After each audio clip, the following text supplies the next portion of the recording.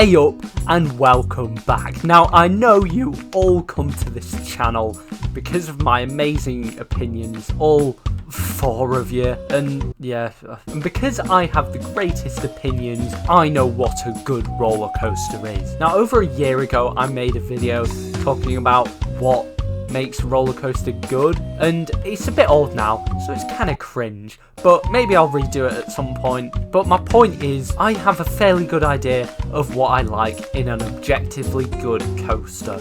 So what would happen if I tried to build my ideal roller coaster? And because this is probably the video with the least effort put into it I've ever made, and I've stooped pretty low. I used to make top 10 videos. So what I'm going to be doing today is using No Limits to show you what I think the ideal roller coaster is. Now generally to me, I think the ideal roller coaster has to have amazing pacing, it's got to flow through all the elements, it's got to have no dead spots, it's got to be non-stop, relentless insanity. You can put things like hang time there and 0G moments to give a brief just pause of absolute nothingness amongst all of the chaos to break it up. That works really well, and you can put some well-timed inversions in there, but generally small bursts of intensity, really strong airtime combined with well-placed weaker flow to airtime and potentially hang time can all be mixed together to make an amazing roller coaster. But there's a problem.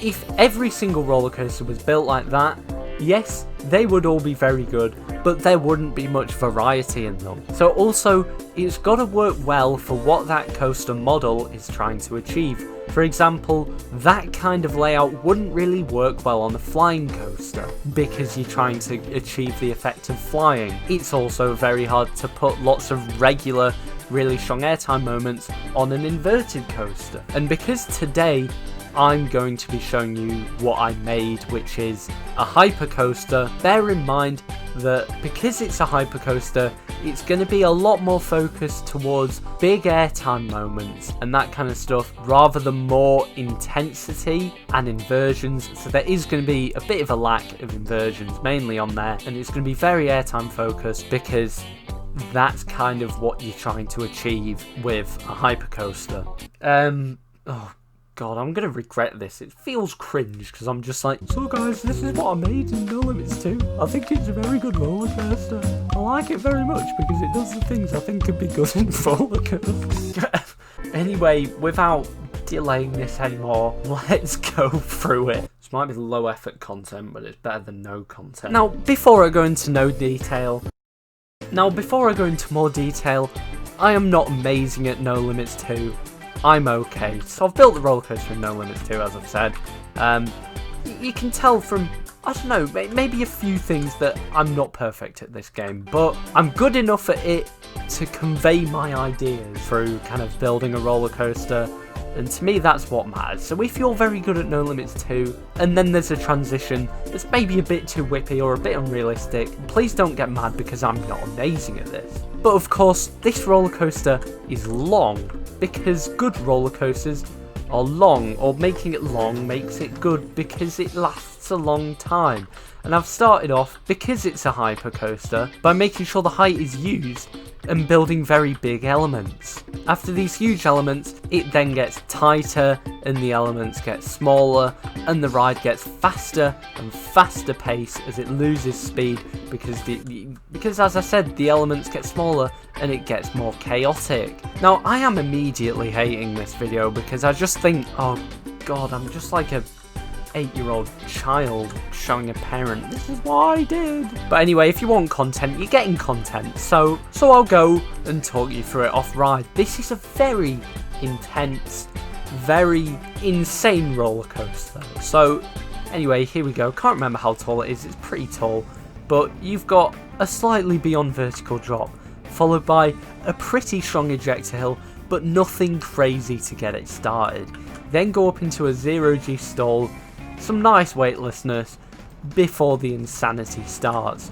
You go round a turn and then some really, just some big ejector hills, and then a huge wave turn to just give you some more of the yeet airtime. This is where it starts to get a bit more intense. You've got that really strong off-axis hill and some turns I like because it gives you a lot of airtime on the transition in. We've got a mid-course because throughput, and it's a long ride, and this is where it gets really insane because we've got some just under 2G hills here, and then you go round a tight turn, another really strong airtime hill, round another bend, some just slightly less strong airtime for a bit to give you a bit of a break, and then a really weird off-axis hill. Don't really know what this end is, but then you've got another bit of airtime towards the end before you make your way through down to the brakes. Now, Intamin, please hire me. But I guess the point I'm trying to make with this video is that to make a good roller coaster, pacing is really important, and the elements, people need to think about what elements they're creating and how they're going to kind of lead on to the next one and what experience that's going to create. Now, this is really just going to please whiny enthusiasts, but in a perfect world where anybody could create a roller coaster, this would be my ideal thing. Now, honestly, I'm still thinking, why on earth have I made this video? But that's my brain. Enjoy it. I am also aware that not everyone is going to enjoy insane -2G hills followed by crazy intensity and non-stop relentlessness, so I don't know what I'm doing. This is my ideal roller coaster. Oh, what the hell did I just do? I thought this video would be a good idea. It's not. I've spent the whole video talking about why I think it's a bad idea, but I've made it anyway. I'm gonna now try edit this and see if it turns out acceptable or not. Goodbye.